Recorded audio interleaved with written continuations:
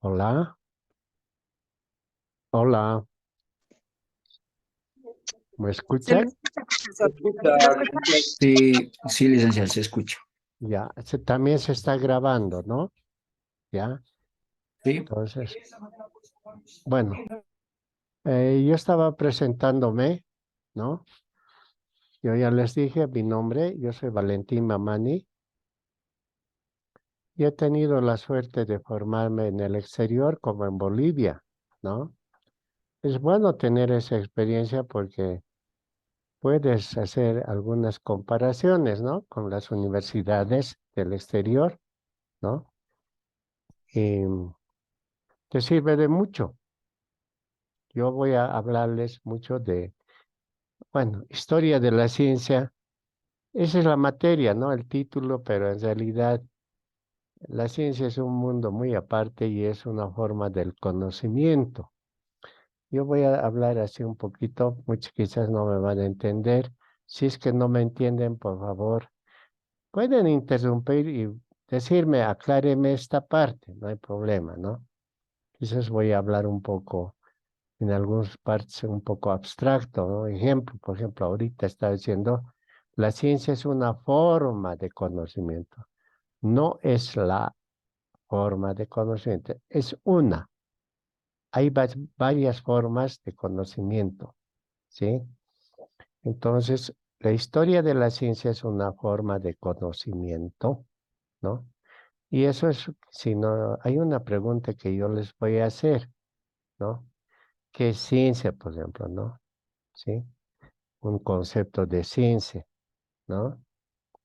Entonces, ahí seguramente me van a decir ustedes una forma de conocimiento, ¿no?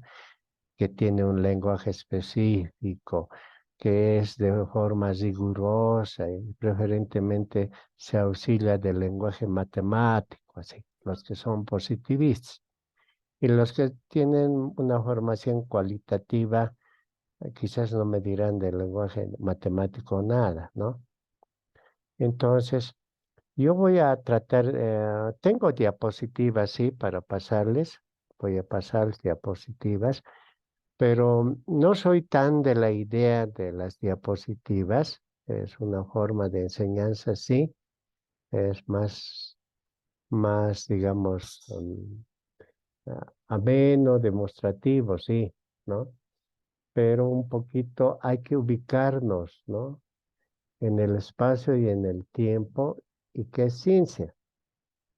Yo a un comienzo, cuando he comenzado a dar esta materia hace varios años, yo lo encontraba como una materia muy aburrida, ¿no? Muy aburrida, mostrando videos, ¿no? Diapositivas. Y muchos incluso prendían su computadora y no asistían, o sea, no dejaban prender su computadora. Y yo le llamaba, digamos, a su nombre y no aparecía, ¿no? Era por figurar nomás, digamos, ¿no? Entonces yo un poquito eh, he decidido hacer un lado eso y más es dialogar con ustedes, ¿no? Un poquito dialogar, conversar, porque después de mucho dar esta materia yo me he dado cuenta y tanto leer los dos libros clásicos que ustedes van a leer también, ¿sí? Muchos ya deben conocer y han debido escuchar hablar de Thomas Kuhn, ¿sí? Tiene un librito clásico Thomas Kuhn que se llama La estructura de las revoluciones científicas. Ya los que no pueden anotar, no se preocupen, yo les voy a mandar todo esto que estoy hablando, ¿no? En el paquete, hay un paquete que les vamos a enviar de los trabajos, ¿no? Las diapositivas, digamos, la bibliografía básica. Pero yo les voy a tener un poco cansadito con esto de dos autores, que son los clásicos que ustedes tienen que manejar. Uno es Thomas Kuhn y el otro es Michael Serres, ¿no? Thomas Kuhn tiene un libro muy clásico, tal vez ustedes lo han leído en el pregrado.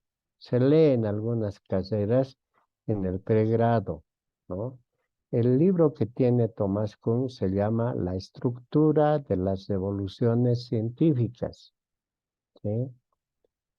Y el otro que es después es de Michael Serres, Historia de las Ciencias, ¿sí? Ese también es el libro clásico. Entonces, en este cursito, en este módulo, vamos a machucar esos dos libros, ¿ya? Vamos a aprender mucho de estos libros, ¿sí? Bueno, vamos a empezar antes de tocar Thomas Kuhn. Vamos a hacer un poquito de introducción. Y después de leer Thomas Kuhn, que pasa las diapositivas, también vamos a hablar un poquito de después de Thomas Kuhn, ¿qué? ¿No? ¿Qué ocurre después de Thomas Kuhn? Y después de eso, la segunda semana, vamos a entrar a Michael Serres, ¿no? Michel Serres escribe, ¿no? Historia de las ciencias. Esos dos libros son los clásicos. A ver, un poquito, si les aburro o les pregunto o intervengan, ¿no? Por eso yo les decía a un comienzo que yo lo encontraba esta materia un poco aburrida cuando yo lo exponía con diapositivas. Pero después me he dado cuenta que esta materia, que a un comienzo a mí mismo no me gustaba tanto, me he dado cuenta que esta materia es pues muy interesante. ¿Por qué es interesante? ¿No? ¿Por qué es interesante? Porque me he dado cuenta que el título está mal puesto, ¿no? Cuando uno escucha hablar de historia de la ciencia, piensa que vamos a hablar de la historia de la ciencia, como hablamos de la historia de Bolivia o historia de, qué sé yo, de las matemáticas, ¿no? Y creen que esa historia es un poco lineal y es una historia acumulativa de saberes, digamos, ¿no? Creemos eso, ¿no? Creemos que cuando hablamos historia de, qué sé yo, de Israel, vamos a comenzar primero preguntándonos cuándo se fundó Israel, quiénes fueron sus fundadores, ¿no? Sus primeros habitantes. Uno cree que es así la historia de la ciencia, pero no había sido así, ¿no? Cuando Thomas Kuhn, más o menos está por los 1960, ¿no? Él era de formación primigenia físico. Él había estudiado física, ¿no? En la Universidad de Harvard, ¿no?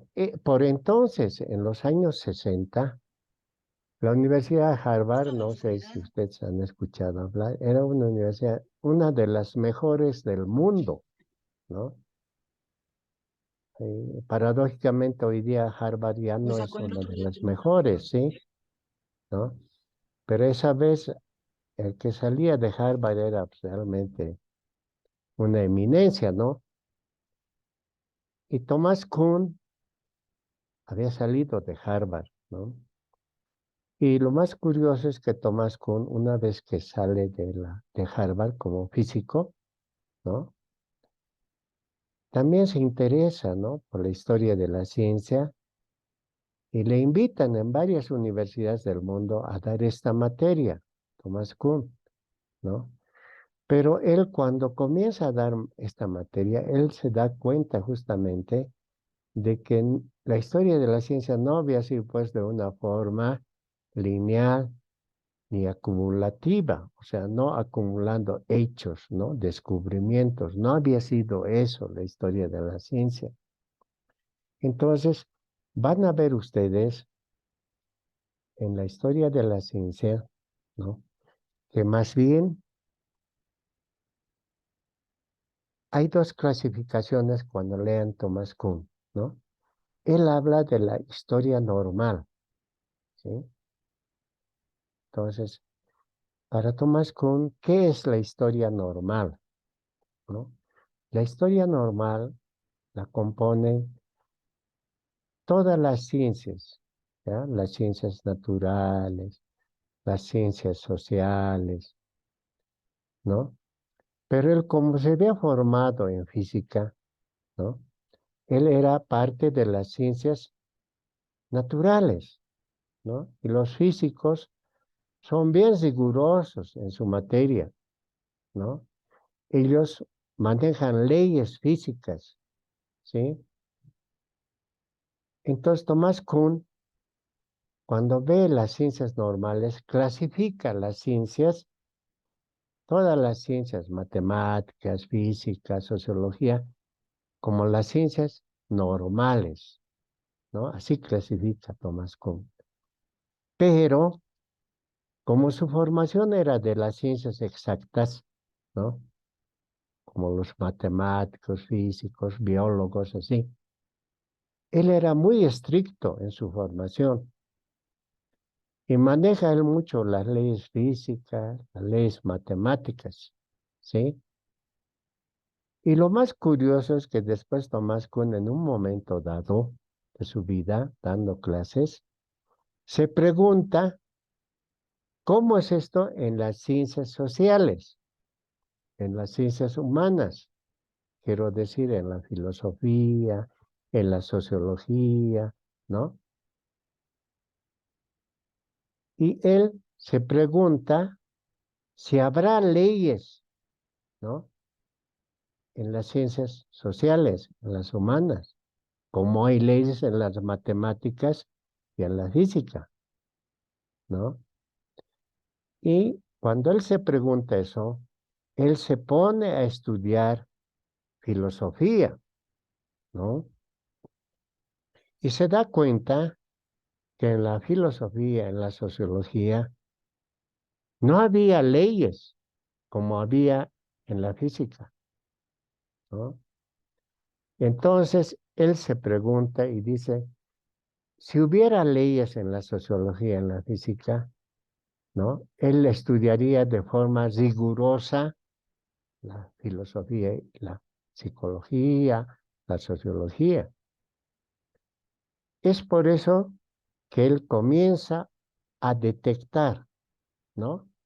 En las ciencias exactas y aparece un término que él lo inventa por primera vez, ¿no? Y se llama paradigma. Para Tomás Kuhn, ¿qué era un paradigma? Cuando lo descubre, era el cambio, la modificación, la ruptura. ¿Mm? En cambio, no, para hoy día para nosotros, el concepto de paradigma es más que todo un modelo, ¿sí? Todos conocen que paradigma es un modelo, ¿no? Pero para el tiempo de Tomás Kuhn, estoy hablando por los años 1960, no está muy lejos, ¿no? Paradigma aparece como ruptura, ¿sí? Como cambio, ¿no? De un cuerpo de científicos, de una comunidad científica, ¿no? Que él asistía, digamos, a una comunidad científica de físicos, de biólogos y de matemáticos, ¿no? En esa comunidad científica regían ciertas normas, ciertas leyes, ¿no? En la física, en la matemática. Y toda esa comunidad científica compartía esas leyes, esas normas, ¿no? Y todos estaban de acuerdo, los biólogos decían, sí, así siempre es, los astrónomos más que todo, vamos a ver eso con calma, ¿no? Pero de repente Tomás Kuhn se pregunta, ¿y cómo evoluciona la ciencia? ¿No? Va evolucionando, van descubriendo, aparece, digamos, desde Galileo, ¿no? Desde Descartes, ¿sí?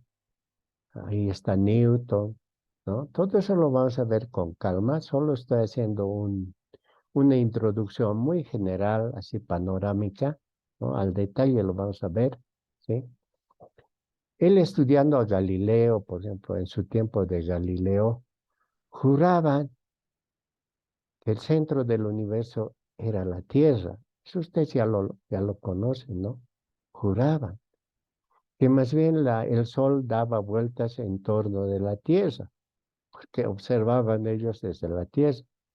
y creían que la Tierra era una esfera plana, ¿no? Y el centro del universo era la Tierra, ¿no? Pero cuando Galileo descubre, ¿no?, que la Tierra no era el centro del universo, que la Tierra era más bien una esfera redonda, que más bien el centro del universo, ¿no?, el sistema era el Sol, a Galileo lo matan porque han creído que era un hereje, que estaba yendo contra las costumbres, las tradiciones bíblicas, todo un lío, ¿sí? Tomás Kuhn, estudiando esto, se da cuenta que las ciencias van evolucionando y de repente él descubre que las ciencias sufren una ruptura, un quiebre. A eso le llama Tomás Kuhn paradigma, ¿no? ¿Qué entiende él por esa ruptura? Que aparece otro modelo, ¿no?, que revoluciona las ciencias, o sea, revoluciona las matemáticas, a la física, a la astronomía, ¿no? Y desde ahí los antiguos paradigmas quedan obsoletos y todas las otras, esas ciencias de esa vez tienen que adecuarse al nuevo paradigma, ¿no? A ver, eso con ejemplo les diré. Como todos esa vez creían que la Tierra era plana y era el centro del universo, de repente Galileo descubre que no era así, desde la astronomía, ¿no? Dice más bien que el Sol era el centro, etcétera. Entonces ahí hay un cambio, hay una ruptura, ¿no? Y todas las ciencias tienen que adaptarse al nuevo paradigma de que el Sol ya es el centro del universo, digamos, del sistema planetario, ¿no? No hablan todavía de más allá de otras galaxias, todavía no, ¿no? Pero hasta ahí también juran ellos, juran que ya el Sol ya es el centro y no así la Tierra. Entonces hay un cambio de paradigma ahí, hay una modificación, una ruptura, ¿sí? Entonces las matemáticas, la física, todos se adecúan a ese nuevo paradigma. En ese sentido, Thomas Kuhn entendía el paradigma, ¿sí? ¿Ya? Pero hoy día, cuando veamos Michael Serres, vamos a ver ya otro concepto de paradigma, ¿sí?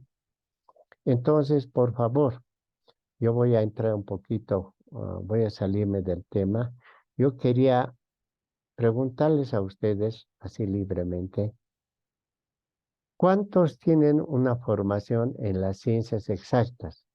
¿Y cuántos de ustedes tienen una formación en las ciencias humanas? ¿Sí?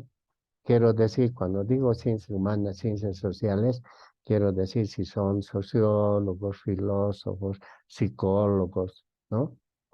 ¿Y cuántos provienen de las ciencias exactas, de las ciencias naturales, digamos, ¿no? Que sean biólogos, físicos, economistas, matemáticos. Por favor, no sé si alguien puede tomar la palabra y decirme si es ingeniero, qué tipo de ingeniero es. Por favor, quisiera yo tener este dato para ver con qué tipo de, digamos, de universo estoy, o sea, con qué tipo de gente estoy hablando, ¿sí? ¿No? Entonces puede tomar la palabra cualquiera de ustedes, por favor, se presenta La y me palabra. dice, por favor, Ever, tiene la ¿Cómo palabra. está, profesor? Muy Buenas noches, buenas Ever. noches a todos los compañeros y compañeras. Soy Ever del Guía Maíta Calizaya. ¿Mm? Bueno, soy médico veterinario zootecnista. Soy un paseño, un viacheño, pero vivo acá en Trinidad, en el Beni. Un saludo caluroso a cada uno de ustedes. Ahí tenemos un médico, ¿se dan cuenta? Un veterinario, ¿no? Entonces, un médico, ¿qué tipo de formación tiene? A ver, un médico no va por las ciencias exactas tanto, ¿sí? Más es una ciencia humana, ¿sí? A ver, otro, por favor, que se presente. Participaremos, hermanos, Buenas, compañeros, participaremos. David, buenas por noches. favor. Sí, mi nombre es David Mujica Yo soy informático. Ahí está. Ahí está. David es informático. Quiere decir que tiene una formación en las ciencias exactas, en las ciencias puras, ¿no? Más que todo en matemáticas, ¿sí? Estadística. ¿Ah? Entonces ahí ya tenemos uno de esa línea, más o menos de Thomas Kuhn, cuando él se formó como físico. ¿Eh? Entonces esto es muy importante porque saber que vamos a hacer la comparación de los dos paradigmas, cómo la ciencia avanza, ¿no? Más que todo hoy día en la modernidad, ¿no? La ciencia ha decollado mucho en la tecnología, en las telecomunicaciones, en la física, en la astronomía, ¿no? Y no tanto en las ciencias humanas, ¿no? También hay avances, pero más antes se demuestra hoy día, vemos en la modernidad, la ciencia tecnológica está en la punta, ¿sí? Quiero decir, la informática, las computadoras, la física, ¿no? La astronomía, ¿no? Y un poco las ciencias humanas se han quedado, digamos, atrás, pero la verdad debería ser al revés. Por ejemplo, la filosofía debería estar en la vanguardia de las ciencias. ¿Por qué? Porque la filosofía es la lumbrera del conocimiento, ¿no? Es la guía, ¿sí? Como dicen antiguamente, dicen la madre de las ciencias, ¿no ve qué? Y como madre debería estar adelante mostrándonos el camino, ¿no? Pero así en la realidad no lo es, ¿sí? Están en la punta ahorita en los países desarrollados más están preocupados en las ciencias de las comunicaciones, en las ciencias de la física, ¿no? La informática, ¿no? Son ciencias de punta, digamos la estadística, ¿no? A ver, alguien más, por favor, que sea de las ciencias sociales. Si alguien podría, por favor, presentarse. Buenas noches, Cristina, buenas noches. profesor. Mi nombre es Cristina Mejía y bueno, tengo la formación de comunicadora social. Un saludo también a todos los compañeros. Está. Una comunicadora social que, digamos, antiguamente decíamos periodismo, ¿no? Pero la comunicación social es más avanzada hoy día, ¿no? Pero no tiene nada que ver con la ciencia exacta, ¿sí? Entonces, ahí tenemos una carrera más de las ciencias sociales, ¿no? De las humanísticas. Ellos entienden de otra manera el paradigma. Los de ciencias exactas manejan de otra manera el paradigma, ¿sí? Entonces, por favor, haremos más participativo este curso. ¿Por qué les digo? Porque ustedes tienen que descubrir desde su profesión, su formación, cómo, ¿no? Se van a ubicar dentro de, digamos, dentro de un espacio de la ciencia. Porque ustedes van a ser doctores en ciencia y tecnología y tienen que tener un concepto bien claro de lo que es ciencia desde su profesión, ¿sí? Hay, claro, un concepto general, pero para un sociólogo, para un filósofo, no es lo mismo el concepto de ciencia que para un físico, ¿ya? Es muy distinto. ¿Por qué? Porque el físico tiene una formación muy rigurosa, exacta, ¿sí? En cambio, el filósofo no tiene una formación tan rigurosa, tan exacta, y su formación es más cualitativa, ¿ya? Generalmente los físicos, los sociólogos, cuando hacen su tesis, ¿no? Sea en pregrado, en maestría, en doctorado, ellos odian las matemáticas, odian las estadísticas, ¿sí? ¿No? No quieren saber de matemáticas, ¿no? Ellos sus tesis hacen de forma cualitativa. No usan mucho la hipótesis en el sentido de demostrativo. Ellos manejan de otra manera la hipótesis.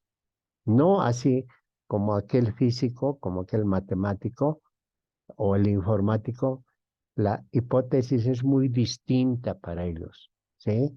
La hipótesis para un informático tiene que demostrarse cuantitativamente con bases de encuestas, ¿ya? En cambio, para un filósofo la hipótesis existe, pero no se demuestra cuantitativamente, sino se demuestra cualitativamente, ¿sí? Esas cosas muy importantes manejar. Ustedes que van a ser científicos en tecnología, tienen que tener una formación básica en eso, ¿no?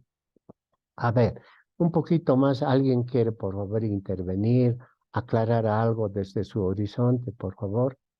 Les invito a que tomen la palabra.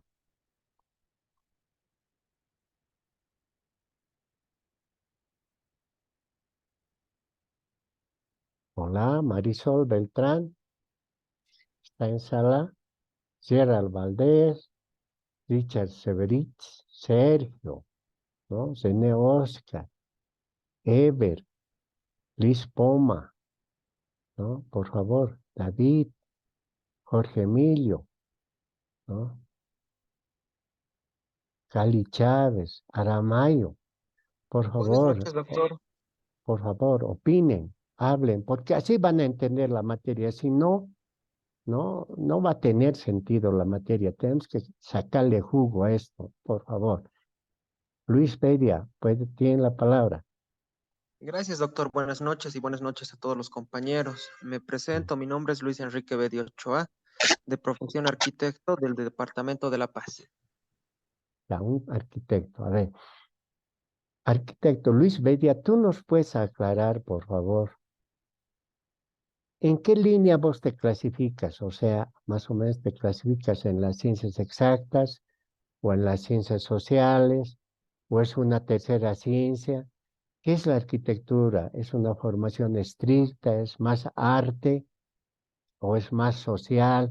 Por favor, Luis, acláranos eso.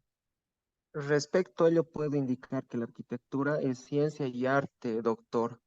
A Ya, tal efecto, por ejemplo, nosotros en la carrera vemos educación mixta, o sea, cuantitativo y cualitativo.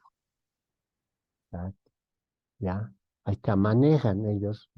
Son de las dos vertientes, ¿no? Deben tener formación en matemáticas, seguramente llevan también un poquito de estadística, ¿sí?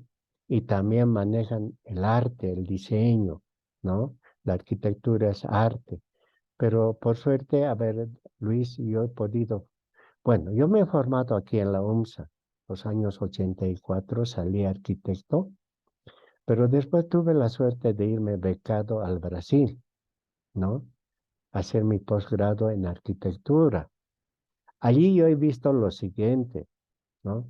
Que había tres líneas en la arquitectura en Brasil, ¿no? Había una arquitectura más de urbanismo, ¿no?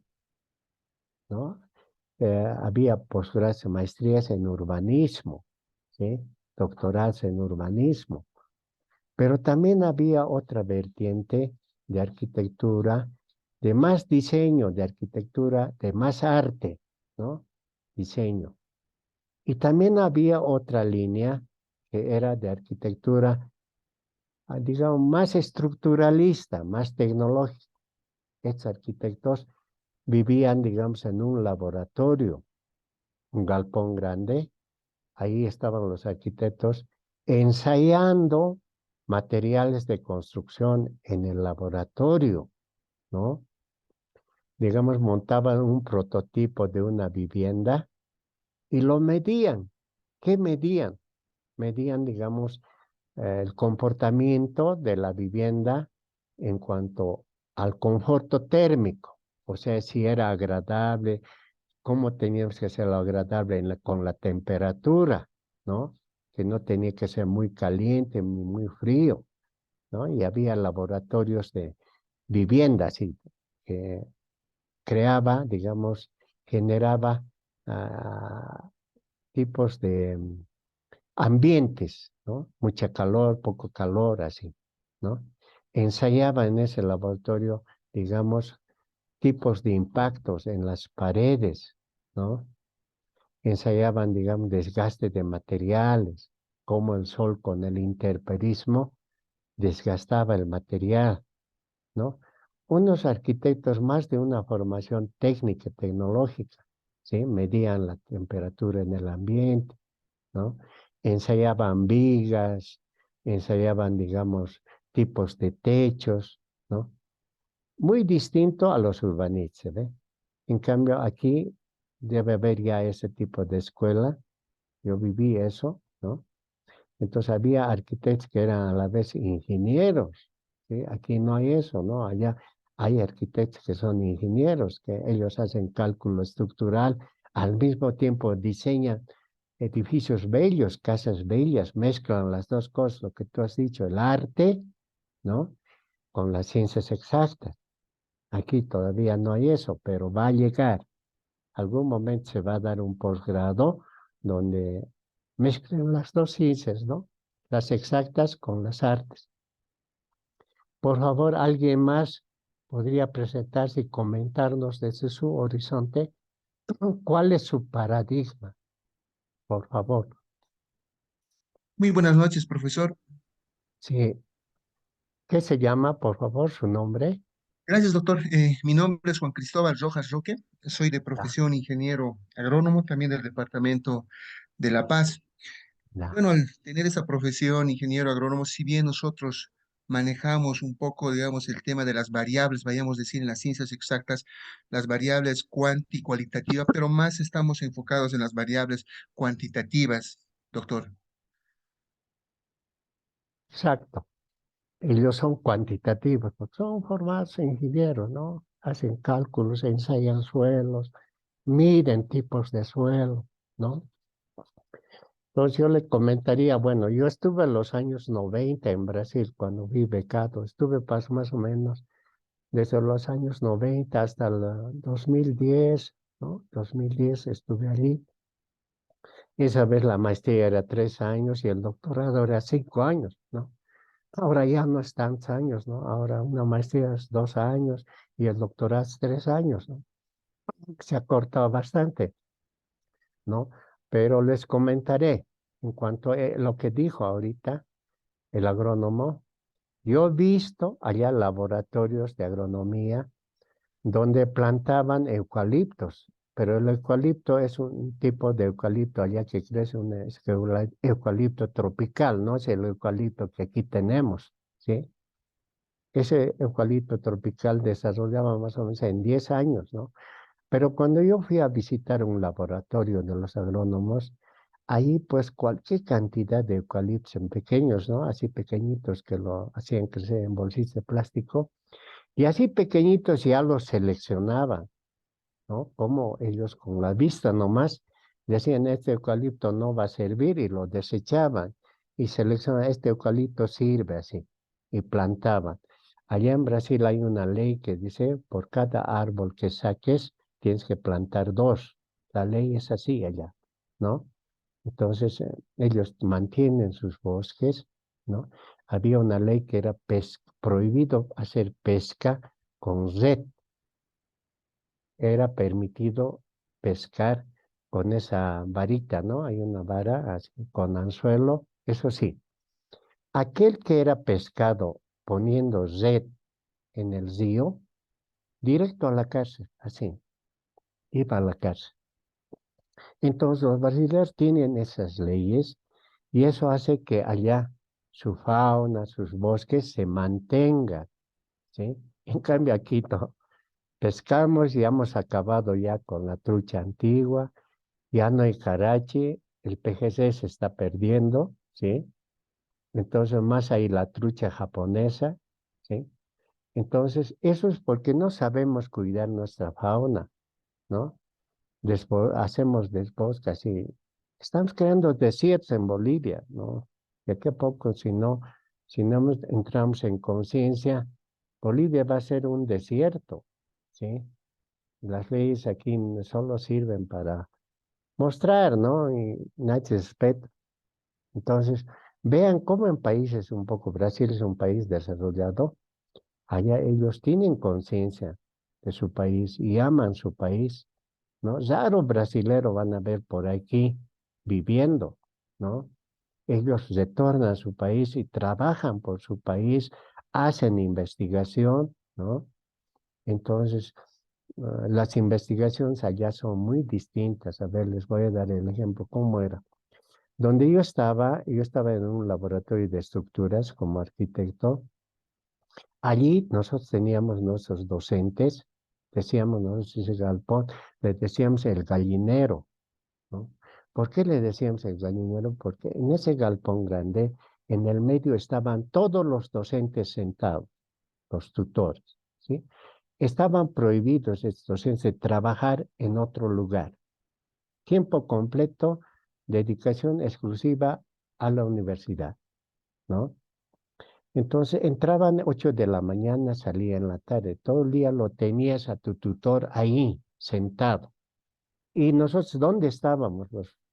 Digamos, las gallinas, porque decía el gallinero. Teníamos nosotros unas oficinas en los costados de ese galpón, cubitos, ¿no?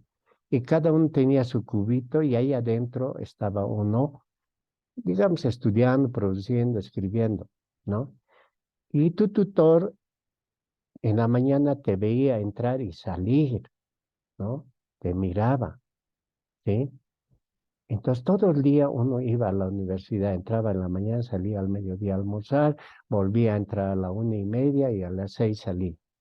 Y tenías un cronograma en la maestría de tu trabajo, ¿sí? Ese cronograma tenías que cumplir, ¿no? De tu investigación. Si no cumplías, te quitaban la beca. ¿Quién te quitaba la beca? Era tu tutor, porque estaba ahí a la mano. Está ahí. Cualquier rato puedes consultarle a tu tutor. Entonces, Brasil ha invertido harto en investigación. Digamos, yo quería hacer una investigación, un ensayo. Había 2 bancos dentro de la universidad, bancos privados, así. Y yo le decía a mi tutor, quiero ensayar esto, quiero probar, ¿no? Y hacía un poquito de explicación para qué me iba a servir ese ensayo para mi tesis, etcétera. Y me daba él un cheque, ¿no? Firmaba y cobraba yo del banco ese cheque para el material que yo necesitaba comprar para hacer mi ensayo. Y cuando yo hacía mi ensayo, yo tenía todo el personal de apoyo en ese laboratorio, empleados, ¿no? Que me lo armaba mi cuerpo de ensayo, mi probeta, y yo lo ensayaba, ¿no? Entonces el Estado invierte en la investigación y yo sacaba resultados que después le mostraba a mi tutor, ¿no? Hacía un informe y me decía, a ver, ¿qué cosas has comprobado? Esto es, ¿qué resultados? Conclusiones, así, ¿no? Entonces, ese tipo de investigación allá se hace a tiempo completo, ¿no? Entonces, allí se hacía investigación de verdad, se hace, ¿no? Por eso hoy día Brasil, digamos, la Universidad de São Paulo, hoy día es la mejor universidad de Latinoamérica y Centroamérica, ¿ya? Lo ha desplazado a la UNAM. La UNAM era la mejor universidad de México, ¿no? Pero ¿cómo miden eso? Tienen una institución internacional, ¿no? Que mide, ¿no? ¿Qué universidad está avanzando más en base a su producción de investigación? ¿Sí? Y de acuerdo a las investigaciones que produzcan, los clasifican, ¿sí? Esas universidades, ¿no? Entonces, son universidades muy excelentes, ¿sí? Que no escatiman gastos para la investigación, ¿sí? Te vigilan bastante en tu beca, ¿no? Te hacen producir, esa es la palabra, ¿sí? Entonces, aquí no. Aquí, digamos, hacemos maestría, haces tu maestría y no hay cuando hagas tu tesis, te largan ahí, ¿no? Sí, por favor, Juan Carlos, puedes tomar la palabra. Juan Carlos, ¿querías hablar? Ya. Si alguien quiere hablar, por favor, tome la palabra. Comentaremos de esto porque es la forma de hacer ciencia, de hacer investigación. La ciencia se basa en hacer investigación, hay que producir, investigar, ¿no? En cambio, en las ciencias humanas, en las ciencias sociales, ¿cuál es el laboratorio? El laboratorio de las ciencias humanas, de la filosofía, de la sociología, es la mente, el cerebro, ¿ya? Los sociólogos, los filósofos, los psicólogos más trabajan con categorías, conceptos, ¿sí? Y las categorías van modificándose cada vez, y ese es el cambio de paradigma, ¿no? Muy distinto a los ingenieros, sean agrónomos, eléctricos, ingenieros en física, lo que sea, muy distinto, ¿no? Ellos necesitan un laboratorio físico así, ¿no? Prensa, probetas, cuerpos de ensayo, laboratorios ficticios, ¿no? Entonces, vivimos dentro de esos dos paradigmas en este momento. Por favor, si alguien quiere intervenir, acotar algo, ¿no? Argumentar, por favor, tomen la palabra. Tienen que intervenir, si no, el curso va a estar muy ameno y aburrido. Yo enseguida voy a pasar las diapositivas, pero eso es muy escolástico, ¿ya? Muy básico, ¿no? Tenemos que aprender el conocimiento desde nuestro horizonte, ¿ya? Desde nuestra profesión, ubicarnos bien. Y discúlpame, voy a decir esta palabra que les va a decir. Hasta hoy día, en Bolivia, hemos producido, ¿ya? Profesionales mediocres. Contados son los buenos profesionales, ¿ya? Mediocres que solo quieren el título, ¿no? Pero no reflejan lo que es él. O sea, yo conozco varios doctores que tienen título, pero no tiene ese nivel de doctor, ¿sí? Entonces uno dice, pues, ¿de dónde se haya comprado el título? ¿No? Es una pena, ¿no?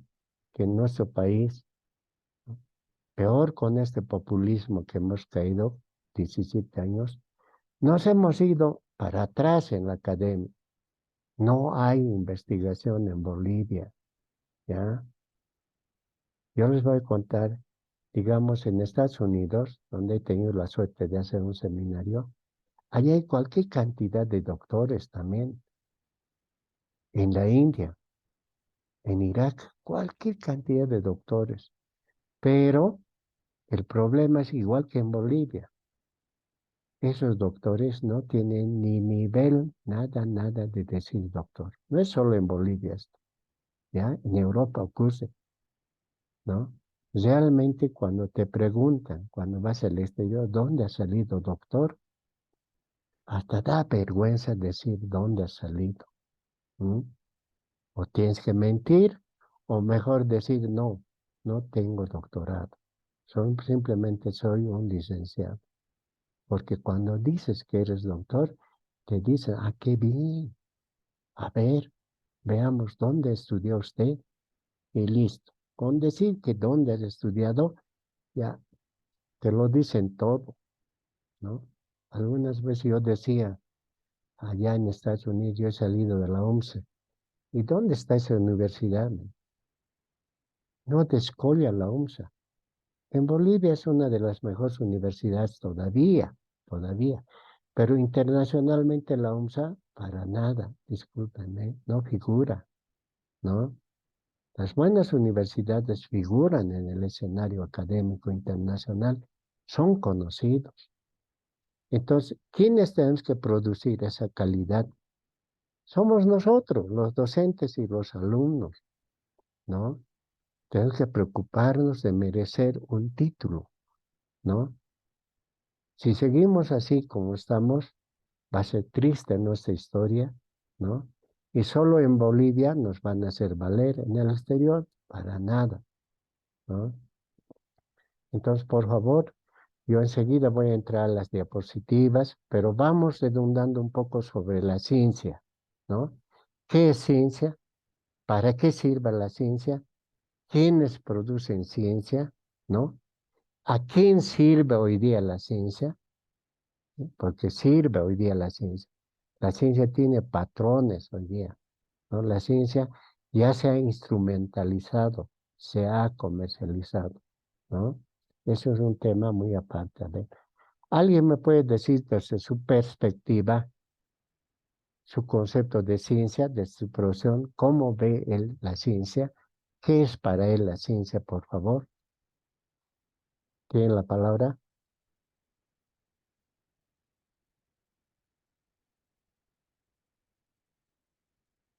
¿O qué se imagina usted que es la ciencia? A ver, así, díganlo, sí, digan libremente. La ciencia, digamos, que es para usted desde su formación. ¿Cómo usted lo ve a la ciencia? ¿No? Porque yo no voy a dar una historia Profesor. de la ciencia. Eve, por favor, ayúdanos. A ver, bueno, desde mi punto de vista, ¿no? La ciencia es, bueno, a ver, conceptos propios mismos. Es algo que se crea para, de alguna manera, resolver algún problema. Exacto, ya ve. Es un concepto más general. O sea, cuando hay problemas, utilizamos una metodología científica y tratamos de resolver eso con creatividad, ¿no? Eso está diciendo, ¿sí? Que sirve para resolver problemas, ¿sí? Ejemplo, cuando hubo el COVID, todos los que han estudiado biología, ¿no? Medicina, estaban buscando la fórmula, ¿no? La vacuna del COVID, que hasta hoy día no se lo ha todavía creado. Lo único que nos han dado son vacunas preventivas, paliativas. Todavía no hay la vacuna para curar el COVID, ¿no? Entonces seguimos preocupados en eso, ¿no? Lo mismo para el SIDA, tampoco hay la vacuna, solo hay paliativos que te van prolongando tu vida en este mundo. Por favor, ¿alguien más quiere intervenir enunciando qué sería ciencia?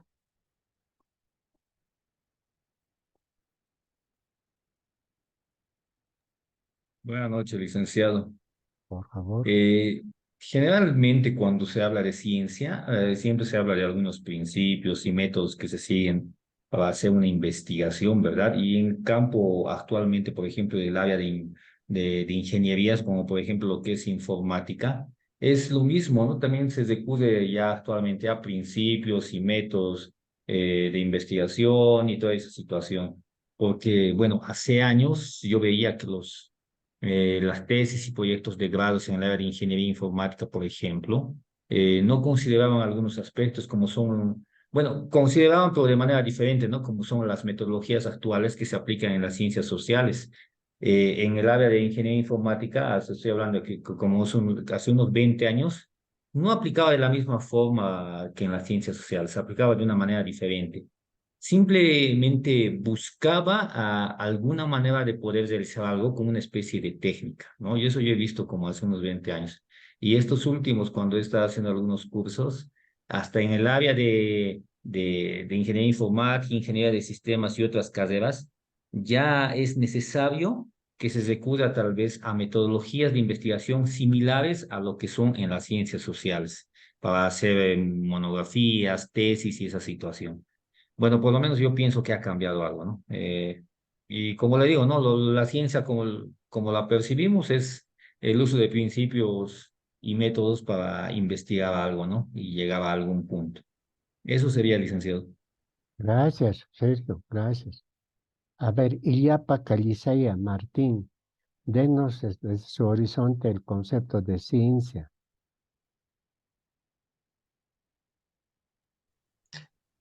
Buenas noches, estimado hermano.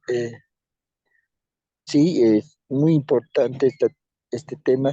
Yo creo que ciencia es que cualquier tipo de solución que el ser humano va dando a partir de los distintos problemas que enfrenta. O sea, como seres humanos ya estamos creando ciencia a partir del momento que nos enfrentamos a un determinado problema y estamos dando soluciones. Eso podría indicar.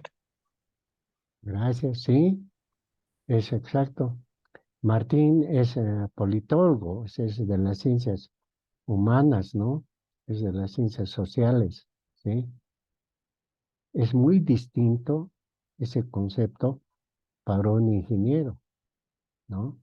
Un ingeniero maneja lenguajes rigurosos, apropiados, ¿no?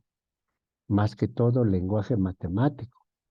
En cambio, un científico, un politólogo, no maneja de esa manera, ¿no? Para él, la ciencia no es un instrumento riguroso, ¿ah? No utilizan las matemáticas, poco utilizan, ¿sí? Entonces, depende de nuestra formación, cómo nos ayude la ciencia.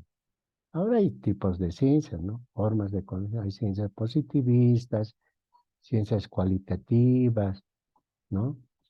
Por ejemplo, hace tiempo la psicología no era ciencia, ¿sí? Muchos descartaban. A los psicólogos no los hacían valer. Y así, poco a poco, hoy día la psicología ya es ciencia, ¿no? ¿Mm? Ha ido construyéndose como ciencia y ya tiene bases ya construidas, ya. Los psicólogos hoy día han avanzado bastante en la conducta humana, ¿no? A ver, ¿alguien más quiere aportar, por favor, sin que lo nombre? Cristina Mejía, por favor. Sí, gracias, doctor. Bueno, concuerdo plenamente con lo que usted vertía hace unos minutos de cómo era formarse hace unos años atrás en tema de doctorado, y eso creo está vigente, ¿no? Y ahí viene lo que usted decía, la formación profesionalizante y aquella formación que es basada en investigación, ¿no? Que todavía en nuestro medio falta esa cultura por la investigación. Es muy raro encontrar a un docente investigador, ¿no? En nuestro país, desde la normativa de, de las que rigen a las universidades públicas, no hay ese incentivo a la investigación, ¿no? El tratamiento es igual, o sea, hacer investigación de alguna u otra manera implica eh, no medir hora ni distancia, ¿no? Porque para colectar muestras, procesar las muestras, o sea, no hay carga horaria, ¿no? Entonces, eso implica, en cambio, un docente que solo dicta su materia, entra en una hora, se va a otra hora, no tiene que soportar, digamos, algunas eh, dificultades que un investigador sí, ¿no? Entonces, no hay cierto incentivo para la parte de investigación y eso se refleja, ¿no? No tenemos una cultura por la vocación científica en ese ámbito, ¿no? Pero también en relación que usted estaba mencionando, las ciencias en las diferentes áreas, y esto lo he podido yo percibir muy en carne propia. Por ejemplo, las ciencias duras, a las que, digamos, le podríamos llamar la que usted decía, ¿no? Que son las ciencias exactas, donde están las ciencias naturales. Y nuestras ciencias, digo nuestras porque yo soy del área social, que son las ciencias blandas, ¿no? Que en muchos casos, cuando participamos de congresos, siempre tratan de menospreciar. ¿Por qué? Porque dicen, no, pues en ciencias sociales puede ser todo o nada, ¿no? Entonces, ver paradigmas mismas desde las líneas de las diferentes ópticas es difícil, ¿no? Entonces, cuando usted preguntaba para mí, o sea, ciencia es básicamente un conjunto de conocimientos obtenidos en base a, o sea, una investigación empieza cuando otra termina, ¿no? Entonces, ahí está, por ejemplo, de que no es que una investigación termina con la defensa en un, en un, en un estante, ¿no? Más bien es cuando termina en un artículo científico y empieza a ser citado.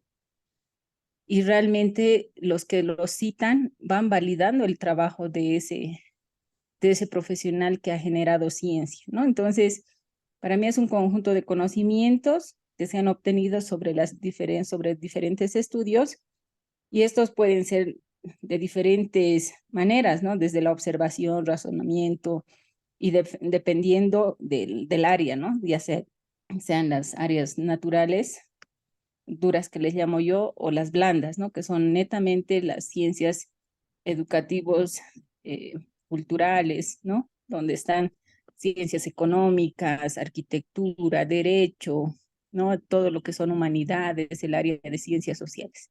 Eso es cuanto puedo comentar en relación a lo que estamos viendo, doctor. Gracias, Cristina. Muchas gracias. Es un aporte valioso. Les voy a dar un ejemplo. Cuando yo estuve en los 90 por decir, yo he visto esto y lo he vivido. Voy a decir así, como dicen, sinvergüenzamente. Miren, yo me he formado aquí, ¿no? En Bolivia. Era en los años 75 que yo entro a la universidad. Banzer era dictador, ¿sí? Estaba en plena dictadura hasta los 82, ¿sí? Y allí, cuando yo entro a arquitectura, los docentes eran nombrados al dedo por el sector, ¿sí? Y aquel que no atendía era chicoteado. A veces lo llevan a la sectoría, el mismo rector lo chicoteaba, sea hijo de pobre o rico, lo chicoteaba. Muchas veces nos arrojaban los docentes con la almohadilla, esas veces las almohadillas eran así hechos de trapo, ¿no? Bolsitas de trapo llenos de tiza, con eso nos arrojaba al que no estaba atendiendo, ¿no? Entonces, en esa época, los que se han formado desde los 70 hasta los 80, casi ninguno está en Bolivia. Toditos se han ido al exterior. ¿Por qué? Lo voy a decir así descaradamente. En ese decenio se han formado bien. En las ciencias exactas, los que han salido ingenieros, toditos están en el exterior hoy día viviendo. Se han ido. Porque se han formado bien, ¿no? Pocos se han quedado en Bolivia, si ustedes averiguan, ¿no? Y después vino la democracia, ¿no? Y vinieron los trotskos y pidieron ingreso libre y restricto. Todo el mundo entró a la universidad, ya no había exámenes de ingreso. Y todo se vino abajo, ¿no? Vino abajo, ya no había nivel académico. Y yo me fui al Brasil becado, pero ¿qué he visto yo? Cuando yo he ido al Brasil, yo pensaba que era igual que aquí, ¿no? Y yo cuando estaba en el laboratorio donde yo he compartido, había brasileros, japoneses, que se viajaban a España, así, pasaje pagado, todo, ¿no? La universidad les pagaba el pasaje, pero el tutor le daba permiso, ¿no? Él explicaba a qué estaba yendo a esa otra universidad de Japón, digamos, y le daba un plan de trabajo a su tutor, y se quedaba una semana y volvía, y yo le encontraba al que había ido, y yo le preguntaba así, che, ¿cómo has estado en Tokio? ¿Qué tal las japonesas? Y desde mi pensamiento de esa vez, ¿no? Che, ¿has ido a las discotecas? ¿Has ido a la playa? ¿Has ido a divertirte? Así. Y el brasilero me decía, ¿qué cosa me está hablando así? ¿No? O sea, él había ido a esa universidad, había visitado las universidades, había sacado fotocopias de todo lo que concernía a su tema de investigación y volvía inmediatamente. Entonces yo me he dado cuenta después que verdaderamente eran ratas del laboratorio, que realmente se preocupaban de investigar, ¿no? Y estaban muy empeñados en su tema, ¿sí? Y como yo me había formado en Bolivia, yo pensé pues, que era allá, sí. Después me he ido ubicando poco a poco, que allá realmente cualquier postgraduante puede viajar a cualquier lugar del mundo, le pagaban el pasaje, pero eso sí, iba bien preocupado por su tema, ¿no? Volvía con harto material y comenzaba a investigar todo acuerdo a su tema. Yo donde he estado ya había líneas de investigación definidas. ¿Qué quiero decir? Cuando tú entrabas a esa universidad, yo he ido por beca, con beca, ¿no? Me han dicho más o menos qué tema quisieras desarrollar. Entonces yo les dije la vivienda. ¿Pero qué? La vivienda es muy amplio, me decían. ¿Qué quieres hacer en una vivienda? Entonces yo le dije, yo quisiera ensayar, ¿no? En una vivienda, ¿cómo lo puedo construir más rápido y más fácil? Ah, entonces me han dicho tecnologías de construcción de una vivienda. Y me pusieron en esa línea de investigación. Y cuando mi tutor me dice, aquí está todos los libros que hay sobre eso, así me han entregado toda la bibliografía que había sobre ese tema, ¿no? O sea, ya está todo rayado la cancha ya. Entonces yo comencé a leer esos libros, hasta dónde habían llegado, digamos, en esa línea de investigación. Los japoneses eran punteros en esa línea. Los japoneses habían conseguido montar una casa en media hora, o sea, todo a base de paneles, en media hora, ¿no? Y estaban punteros en eso. Entonces yo ya me he ubicado en el tema y me han dicho, ahora como ya te has ubicado en el tema, ¿tú qué pasito más puedes dar sobre esto? Así, en maestría, ¿no? Ya tienes la bibliografía, ya sabes el estado del arte, ¿no? Ahora, ¿cuál va a ser tu aporte? ¿Qué pasito más puedes dar? Esa va a ser tu tesis. ¿Mm? A ver, entonces, allá ya todo ya está rayado, está definido. En cambio, aquí tú tienes que estar inventándote tu tema de tesis, ¿no? De acuerdo a tu vocación, qué te gusta, ¿no? Y tienes que estar buscándote tu bibliografía, ¿no? Y está acumulando libros, fotocopias de artículos, todo eso. ¿No? Y hasta que te ubiques, hasta ahí ya se fue otro año, ¿no? Entonces, ustedes vean, en países desarrollados realmente las cosas ya están bien sistematizadas, ya, ordenadas, ¿no? En cambio aquí, cada uno se las está arreglando de acuerdo a como pueda. Como dicen aquí, sálvate como puedas, así nomás es. ¿Mm? Por favor, ¿alguien más puede opinar cómo es ciencia desde su horizonte? Estamos ya más o menos formando un concepto. Claro, no hay un solo concepto de ciencia. Para cada profesión está la ciencia de acuerdo a su profesión. Por favor, ¿alguien más? Buenas noches, doctor. Mi nombre es Adalit Kenta. Soy de carrera de Administración de Empresas. Eh, Voy a tratar de hablar un poco de lo que la compañera anteriormente estaba hablando, que decía las ciencias duras y las ciencias suaves, que ella pertenecía a una ciencia suave. Y los de ciencias duras les menospreciaban, decía, y yo estoy un poco contra eso porque si antes, si ahora mismo las ciencias duras, como ya dijo, como sería las soft skills, las habilidades de programación, conocimiento de matemático, conocimientos más, ¿cómo puedo decir? Estructurados en matemática son importantes, pero las habilidades, las skills soft, que me imagino que ya escuchó hablar de las soft skills, de las habilidades blandas, es muy importante, ya que las habilidades como comunicación, trabajo en equipo, empatía, liderazgo, pensamiento crítico, inteligencia emocional, la creatividad son muy importantes y ahora es más valorada, bueno, a un futuro se piensa que va a ser más valorada las soft skills que las hard skills por porque no nos sirve una persona que sepa tal vez un montón de programación o de una ciencia si es que no puede trabajar en equipo o si no, porque no sé si vio los TikToks o la película de Steve Jobs, cómo despide a su mejor programador porque no sabe pensar el futuro, no tiene creatividad, no tiene metas más profundas o metas más superiores, un pensamiento crítico y simplemente se dirige a lo que conoce. Será el mejor programador, pero si no puede imaginar, si no puede soñar, si no puede trabajar en equipo, si no puede ser líder, no es una persona, no es un profesional útil. Eso sería un poco de de mi pensamiento que quería compartir. Sí, bueno, yo me voy a atrever a decir una cosa, no sé si ustedes están conformes. Yo pienso que los que salen en las áreas, las ciencias duras,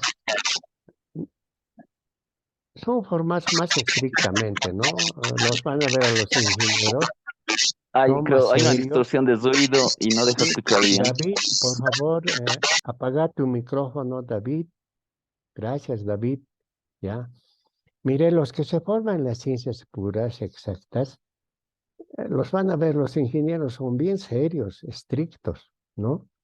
Con ellos no hay caso ni de bromear. Ya los ingenieros son así bromistas. La mayoría los van a ver, son fríos, calculadores y serios, ¿no? Son serios. En cambio, los que se forman en las áreas sociales son más habladores, más reilones, ¿no? Más alegres, comunicativos, ¿sí? Entonces, eso es, yo creo, de acuerdo a su formación, ¿no? Pero lo correcto era que los filósofos estén en la punta de lanza, ¿no? Ellos era que vayan abriendo camino, ¿no? Nos digan por dónde deberíamos ir. Pero no ocurre así en la realidad. Los filósofos están atrás, ¿no? Los filósofos, los sociólogos deberían estar ahí guiándonos, ¿no? Porque ellos estudian la sociedad, ¿no? Deberían decirnos en qué sentido vamos a tomar el camino, pero no ocurre así, ¿no? En cambio, los de ciencias exactas van avanzando así. Van a ver en Michael Serres, en Historia de la Ciencia, cómo hoy día avanza la ciencia, muy contrario a lo que Thomas Kuhn lo veía. Thomas Kuhn hasta un momento ha dicho que la ciencia avanzaba de una forma lineal, pero después cuando estudió filosofía Thomas Kuhn, se dio cuenta pues que se había equivocado de cabo a rabo, ¿no? Y se dio cuenta también cuán compleja era las ciencias sociales. O sea, en las ciencias sociales, en la filosofía, no hay leyes como hay en las matemáticas, en la física, ¿no? Hemos tratado de buscar leyes, así los sociólogos, ¿no? Algún momento incluso decían los marxistas que cuando se rebasa, ¿no? La cantidad, automáticamente hay un pasaje de calidad, así. Esa es una ley. Ellos hablaban hace tiempo, hace 30 años, decían, mira, venimos de una sociedad primitiva, después a una sociedad feudal, venimos en una sociedad burguesa, la burguesía, ahora viene el capitalismo. Por tanto, decían, ¿no? Ellos, según las leyes de desarrollo social, viene ya el socialismo. Viene el comunismo. Así hablaban hace 30 años y juraban los marxistas, los trotskistas, que eso iba a suceder, ¿no? Que la clase obrera iba a tomar el mando, que iban a gobernar porque ellos eran dueños de la producción, de la fuerza de trabajo, etcétera. Toda una perorata, ¿no? Pero eso no ha ocurrido. Marx dice muchos se ha equivocado, ¿no? Ahí John Maynard Keynes dice también, de la escuela neoliberal, dice, podía ser así, dice, ¿no? La escuela keynesiana, pero como lo hemos estudiado Marx, dice, ¿no?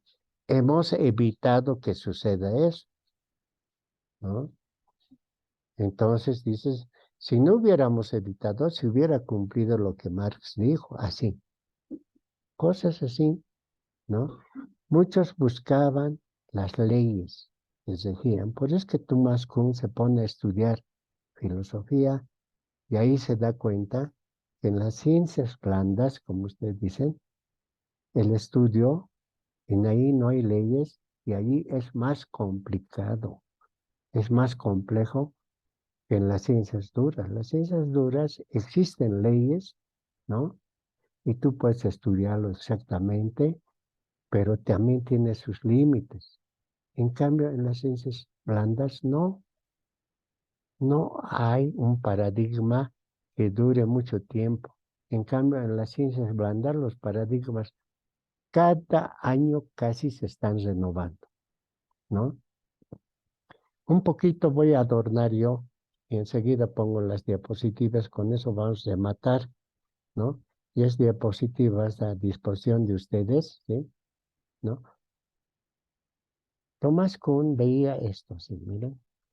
En el área de la geometría, estoy hablando en el área de las ciencias exactas puras, ¿no?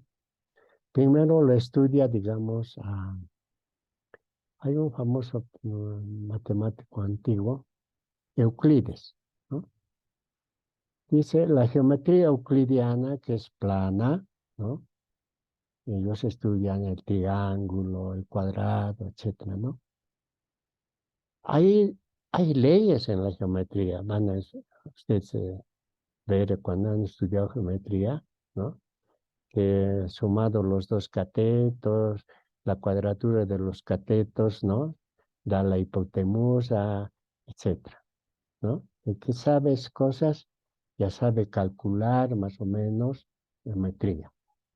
Después aparece la geometría proyectiva, la descriptiva, ¿sí? Igual, ahí se ponen a estudiar las leyes de la geometría descriptiva, proyectiva, ¿no? Y después aparece la geometría de Riemann, de Lobachevsky. Ahí en la geometría pasan de paradigma, ¿no?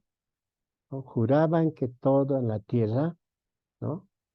La geometría euclidiana funcionaba perfectamente en todas las otras artes, en la arquitectura, ¿no? En la física, aplicaban esas leyes. Pero Lobachevsky descubre otras leyes geométricas que no funcionan en el planeta Tierra. O sea, una geometría plana no puede utilizar leyes de la geometría de Lobachevsky. La geometría de Riemann y Lobachevsky solo funciona en el espacio fuera de la Tierra, donde no hay gravedad. Entonces ahí aparecen otro tipo de leyes en esa geometría. Y ahí el paradigma de Euclides se cae, ¿sí?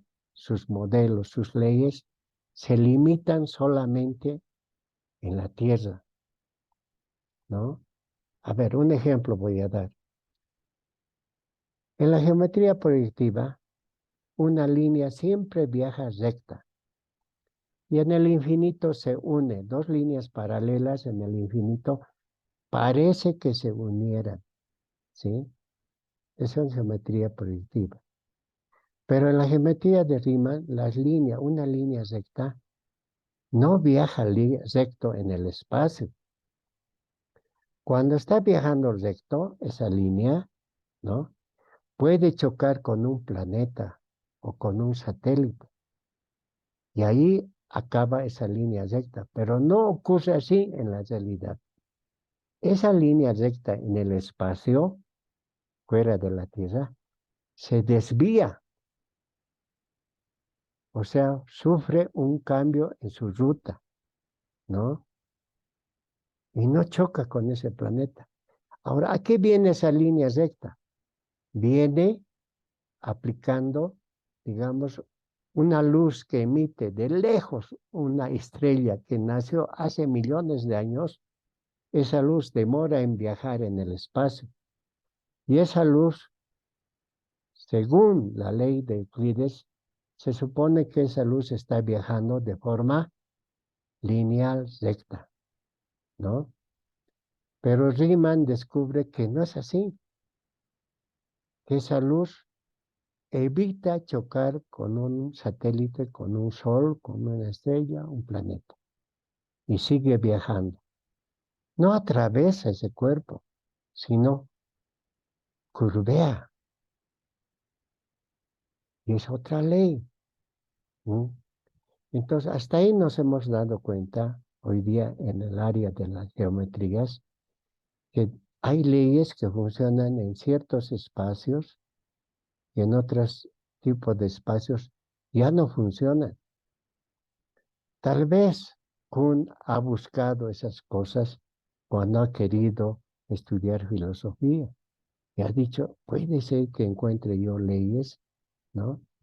Y pueda yo una vez clasificar esas leyes y pronosticar el comportamiento de una sociedad o su conocimiento, una vez que yo clasifique sus leyes, pero eso no ha ocurrido. Tomás Kuhn se ha decepcionado y ha dicho que no había leyes, que la cuestión era más seria y más compleja. ¿Sí? Eso ocurre en el campo de la sociología, por eso que no podemos, ¿no? Los filósofos, los sociólogos, pronosticar como ciencia, deberíamos pronosticar, deberíamos prevenir, pero muchas veces no sucede eso, ¿no?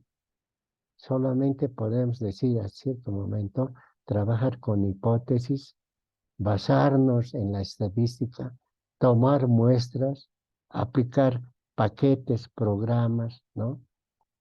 Y ver si esos programas, ¿no? Se proyectan. Pero muchas veces no se cumplen esas hipótesis. Y ahí tenemos que estar, ¿no? Estudiando por qué no se han cumplido. Algunas veces sí se cumplen. ¿No? Entonces no es tan determinante, ¿no?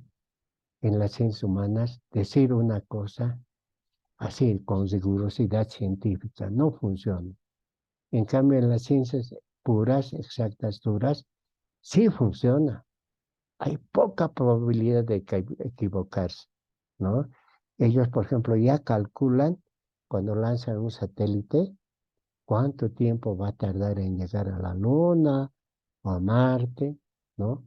O tal meteorito va a llegar en tal tiempo a la Tierra, posiblemente va a colisionar con la Tierra, ya lo tienen calculado exactamente. En cambio, en la sociología, en la filosofía, en la psicología, estamos muy lejos de eso. ¿Ubican? Por favor, ¿alguien quiere corregir, complementar, ya? Ayudarnos a descubrir cosas? Estamos hablando de la historia de la ciencia. Cuando veamos las diapositivas van a ver cómo se va cuadrando, facilito, ¿no? Y ya no es necesario discutir.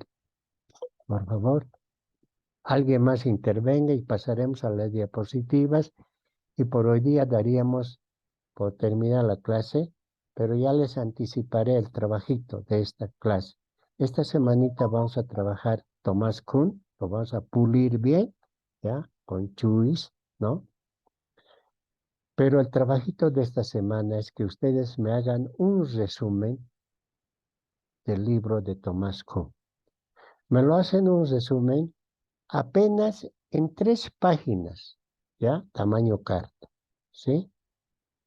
Me resumen qué han entendido leyendo a Tomás Kuhn, ¿sí?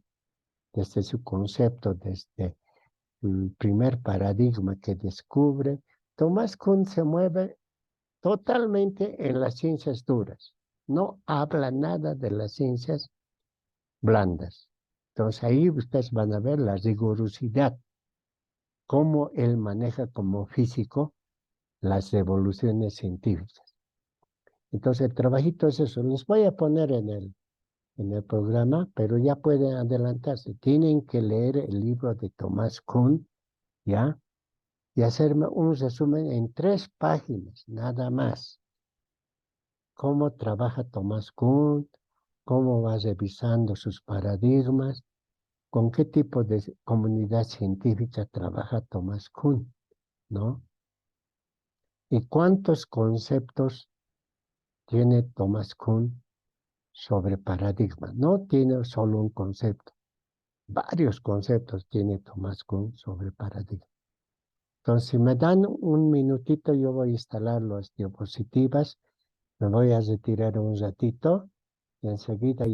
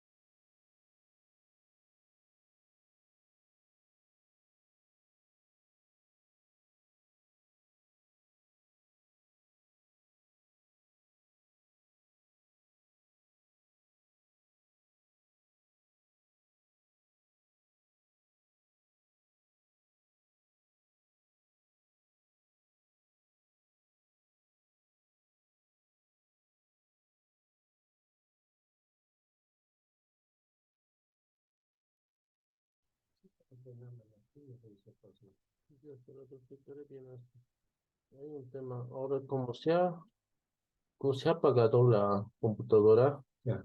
las grabaciones, la grabación que estaba grabando, supongo que el host, o sea, el administrador se debe pasar al... Ya.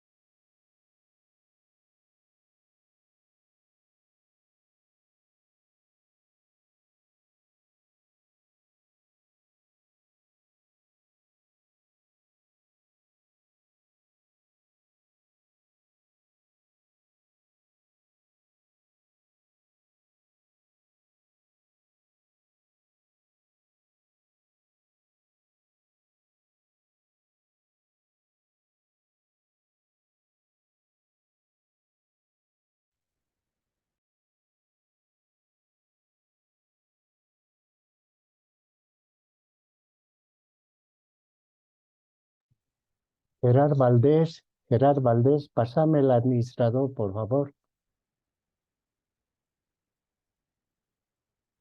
Gerard Valdés, host. Por favor, pásame el administrador. ¿El administrador? Sí, Gerard. ¿Lo tienes, el administrador? No, no, licenciado. No. No lo tienes. Ya, tranquilo nomás. Ya, listo, listo.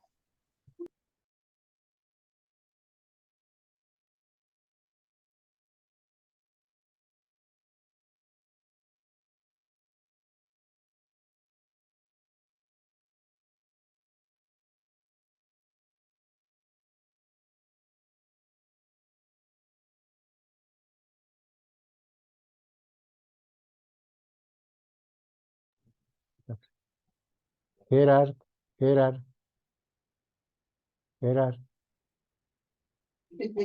Sí, licenciado, estoy Tú viendo lo aquí que tienes, el soy, sí, administrador, no puedes exacto. pasármelo. Lo voy a pasar, licenciado, lo voy a pasar, lo estoy Ya, viendo aquí. por favor, ya, espero. Listo, licenciado.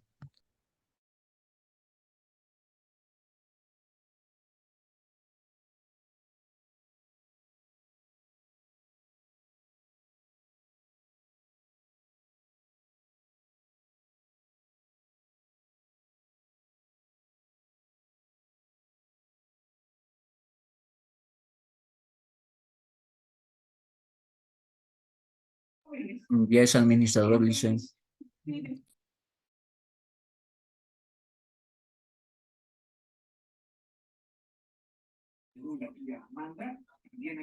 Lice y es administrador.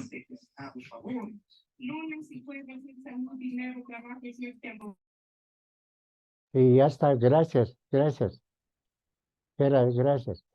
A ver, disculpen, ¿todos ustedes ven? Hola. Hola, ¿pueden ver las diapositivas? Vemos, doctor. Así es, profesor, se observa perfectamente las diapositivas. Gracias. Bueno, a ver, entraremos a desarrollar. Bueno, ahí es fácil, ¿no? Nació en Cincinnati el 18 de julio de 1992 en Estados Unidos. Fue historiador y filósofo de las ciencias estadounidense, conocido por su contribución al cambio y orientación de la filosofía y sociología científica en las décadas de los 60. ¿No? Kuhn obtuvo el grado de PhD en física en la Universidad de Harvard, ¿ya? Bueno, está dando la bibliografía, ¿no? En 1962, Kuhn publicó La estructura de las evoluciones científicas, el texto que ustedes van a tener que leer, ¿sí? ¿No? Según Kuhn, las ciencias no progresan siguiendo un proceso uniforme lineal de un hipotético método científico. Vean eso, ¿ya? El otro, Thomas Kuhn, la ciencia se desarrolla siguiendo determinadas fases. ¿Cuáles son las fases? Establecimiento de un paradigma.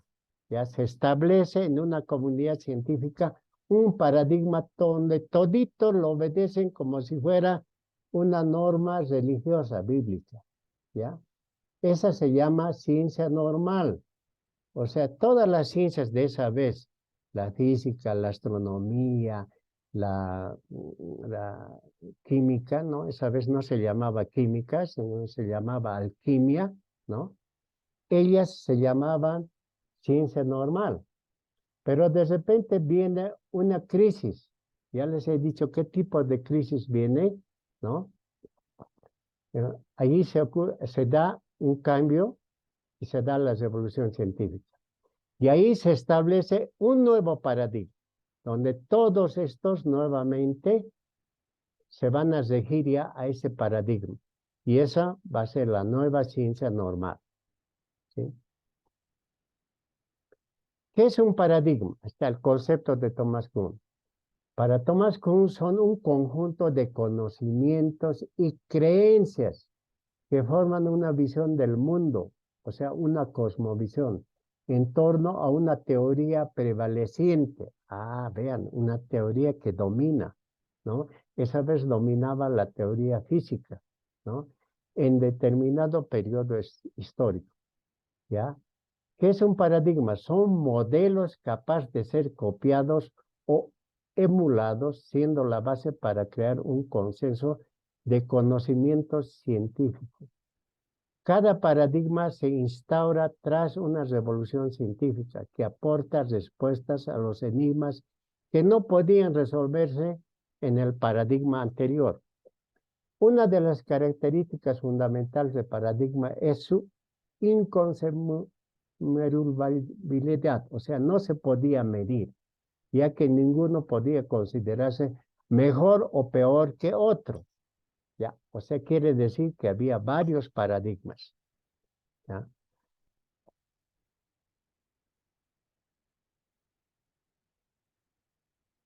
¿Qué es ciencia normal? A ver, para Thomas Kuhn. La ciencia normal es investigación basada firmemente en una o más realizaciones científicas pasadas, reconocidas por alguna comunidad científica. Eso quiere decir, digamos, una comunidad de físicos compartían normas, reglas, como también los astrónomos compartían esa comunidad científica, esos paradigmas, ¿no? Y eso dominaba y se llamaba comunidad científica, creían en una ciencia normal. Implica un periodo de tiempo en el que se ejecutan las actividades científicas aferradas a un paradigma. Las características más importantes de la ciencia normal es la existencia de un paradigma, o sea, dominaba un paradigma. ¿Sí?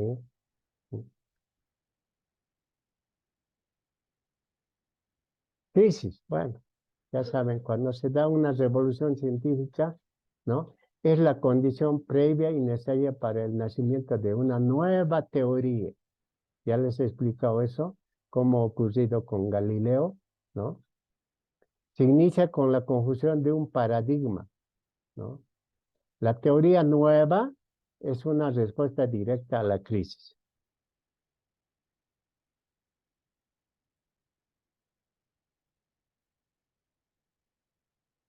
Ya.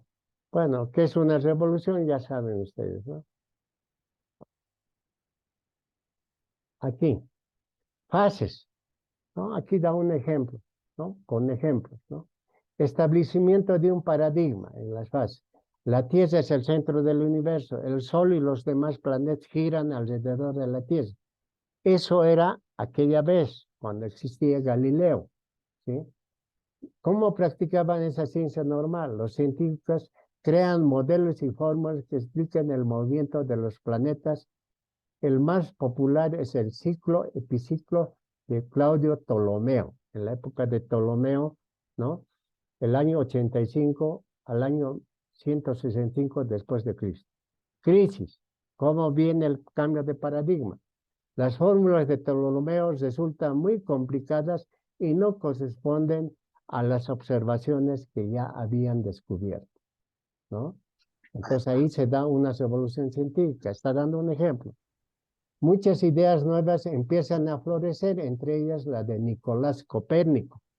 Y eso se da en 1473, en Nicolás Copérnico. 1943. ¿no?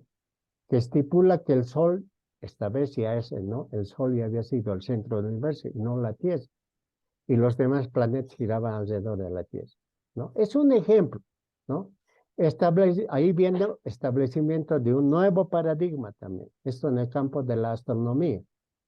Galileo Galilei en 1584 demostró que con la ayuda de un nuevo instrumento, o sea, un nuevo telescopio, que él mismo inventó, que Copérnico tenía razón, que la Tierra giraba alrededor del Sol y no al revés.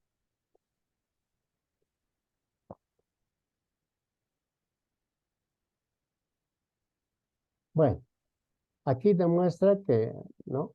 Los paradigmas tienen reglas, estas dependen de reglas, determinadas por una inspección directa, en este caso con el telescopio, y esa viene a ser la ciencia normal, ¿no? Entonces, aquí vamos a ver el enigma, ¿no? El paradigma vigente es la que domina, ¿no? Y ese es el enigma. Todos los científicos, la comunidad científica, comienza a investigar en torno a ese nuevo modelo que se ha creado, ¿no? Cuando hay crisis, quiere decir que no hay respuesta, que todos están desbandados así, sin explicación posible, ¿no? Y ahí viene la revolución científica, y hasta que alguien consiga explicar eso, ¿no? Con nuevas leyes, y ese ya viene a ser el nuevo paradigma, ¿sí? Bueno, esas son las fases de una ciencia normal a una ciencia revolucionaria, ¿no? Comienza con un estancamiento, comienza con un progreso acumulativo, o sea, el conocimiento va creando conocimiento acumulativo. Ahí el paradigma es aceptado, se dan resolución de enigmas con ese paradigma y de repente nacen anomalías, cosas que no se cumplían, ¿no? Y hasta ahí la ciencia normal funciona, pero ahí viene la crisis, ¿no? Aparecen nuevas teorías, nuevas formas de ese paradigma, y estas no se pueden medir ya. La ciencia normal no consigue explicar eso, ¿no? Y ahí aparece un nuevo paradigma, y a eso llama la ciencia revolucionaria. Por lo tanto, se da una ruptura y un cambio. Fases de la ciencia, bueno, ya lo hemos dicho, ¿no? Hay una fase 1 que es la presciencia, aquí está equivocado, no es paciencia, pacientismo, sino es una ciencia, una presciencia, donde se acepta un determinado paradigma. La fase 2, una ciencia normal, ¿no? Aparición de anomalías, nuevo paradigma, y ahí la ciencia revolucionaria, ¿sí?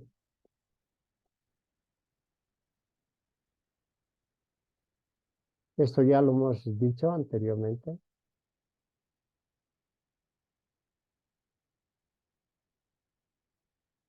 Ahí está la presciencia, la ciencia normal, la ciencia revolucionaria, ¿no? Lo mismo, la presciencia, la ciencia normal, ¿no? Nuevo paradigma. Entonces, podemos ver aquí un poco, ojalá ustedes se intervengan, en la visión de Thomas Kuhn, ¿no? Un tanto, el desarrollo científico un tanto es acumulativo y lineal. No estamos hablando nada todavía de la cuestión de multilinealidad, de pluralidad, ¿no? En Michael Serres vamos a comenzar a descubrir eso, que la ciencia no es ni lineal ni acumulativa. Voy a adelantarse un poquito de Serres, ¿no? La ciencia, según Serres, se mueve de forma rizomática. ¿Qué es un rizoma? Los agrónomos deben saber eso, ¿no? Un rizoma es una raíz de una planta.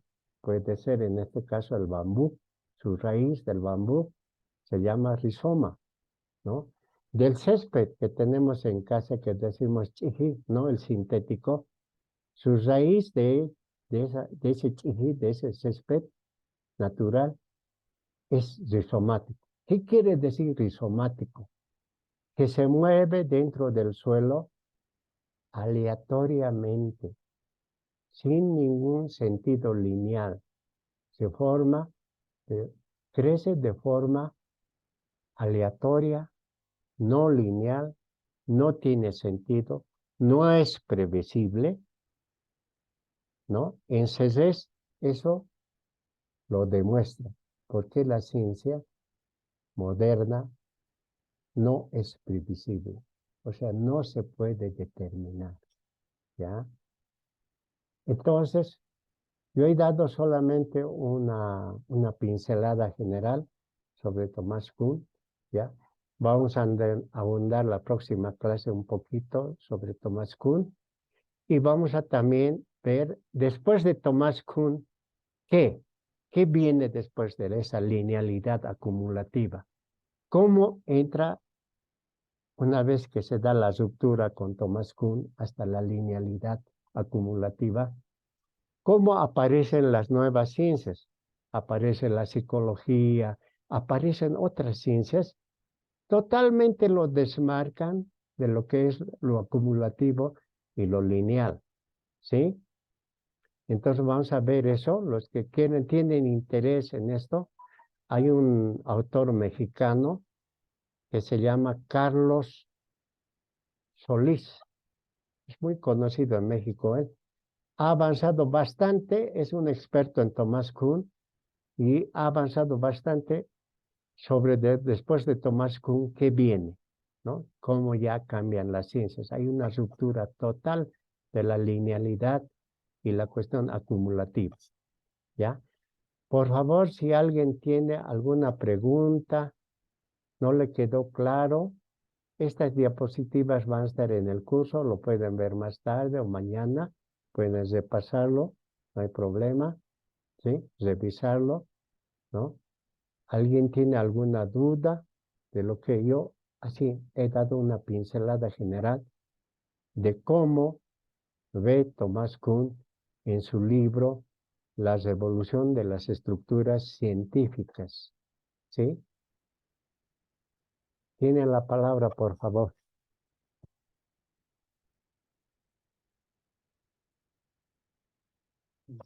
Bueno. Buenas noches, estimado.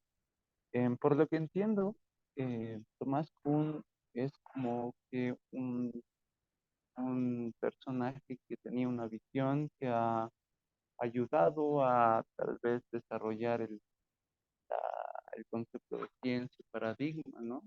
Entiendo que luego de esto Un poquito, aparece... Ever, más fuerte, por favor, un poquito más fuerte, Ever. Ya, perdón, a lo mejor y mi micrófono está un poco mal.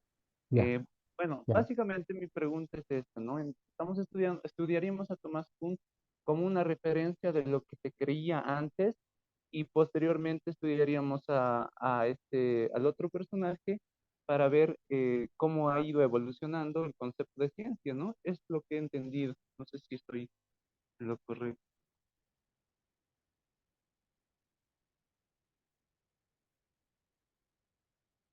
Lo que vamos a ver es que ustedes tienen que grabarse bien en la cabeza, es que en la época de Thomas Kuhn, cuando examina la historia, ¿ya? Un paradigma es vigente durante un tiempo determinado y todo ese paradigma es compartido por una comunidad científica. A ver, he dado ejemplo. En Copérnico o en Galileo, todo el mundo compartía sagradamente que la Tierra, ¿no?, era el centro del universo, ¿sí? Si alguien decía algo fuera de ese paradigma, era pues hereje. Hasta un momento la iglesia mataba a esos, los quemaba, ¿no? A cambiar de paradigma no era tan fácil, ¿sí? Hasta tenían miedo, ¿no? Pero decía, digamos, Copérnico, y aún se mueve. Entonces decían, no, no puede moverse la Tierra. ¿Cómo se va a mover? La Tierra está estática, pero se mueve, decía. Y le han mirado con cara de loco, ¿sí? Todo está loco, no se mueve, más bien el sol es el que se mueve, el que gira, la luna gira en torno a la tierra y juraban. Ese era el paradigma. Pero ese cambio de paradigma le costó su vida a muchos científicos, ¿sí? Entrar a otro paradigma, readecuarse a ese nuevo paradigma, ¿no? Costaba también mucho tiempo. Había un desbande en la comunidad científica. Entonces, un paradigma repercute, afecta a las otras ciencias, ¿entiendes? Las hace mover el piso. Por eso se llama revolución científica. Eso es lo que quiero que entiendan bien en Thomas Kuhn. ¿Alguien más, por favor? ¿Alguna pregunta? ¿Redundancia? Quiero que entienda esa partecita de Thomas Kuhn bien. ¿Mm?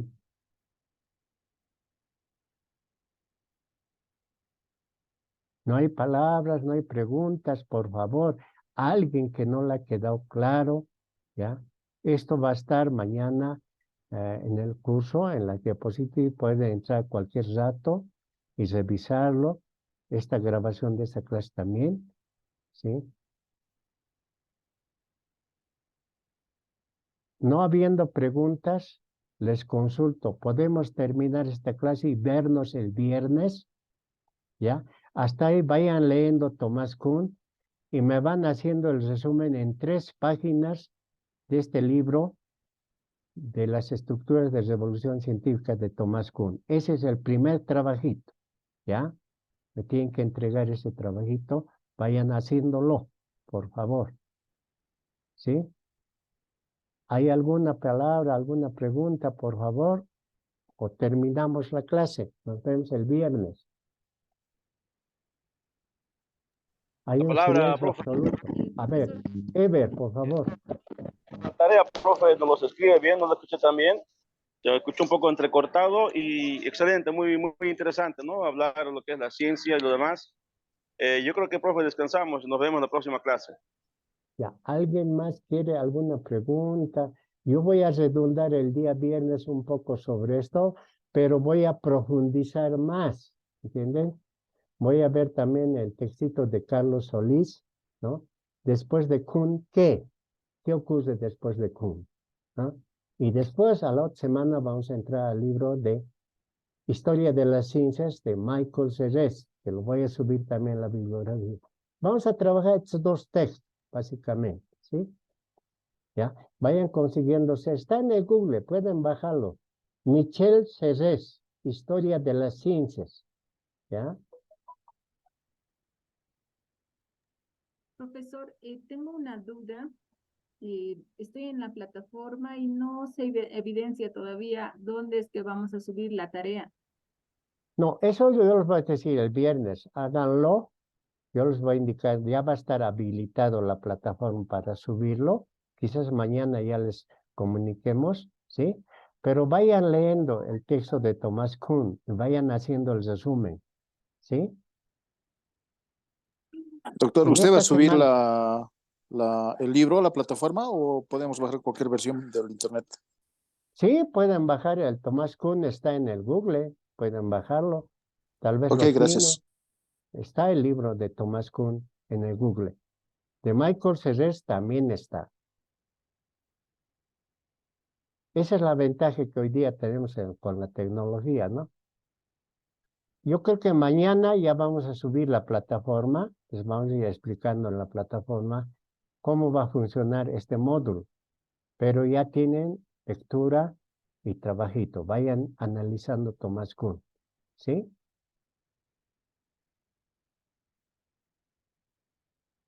Bueno, no habiendo preguntas, ¿sí? Ya, entonces lo damos por terminado. Que tengan una linda noche. Mañana, pasado, traten de esmerarse ahora de su parte. Yo ya les he dado un resumen, ¿no? Para Thomas Kuhn, qué es Thomas Kuhn, todo eso, ¿ya? Nos vemos el viernes y cuídense. Buenas noches. Buenas noches. Buenas Buenas noches. noches, doctor. Buenas noches. Buenas noches, doctor. Buenas noches. Sí, doctor.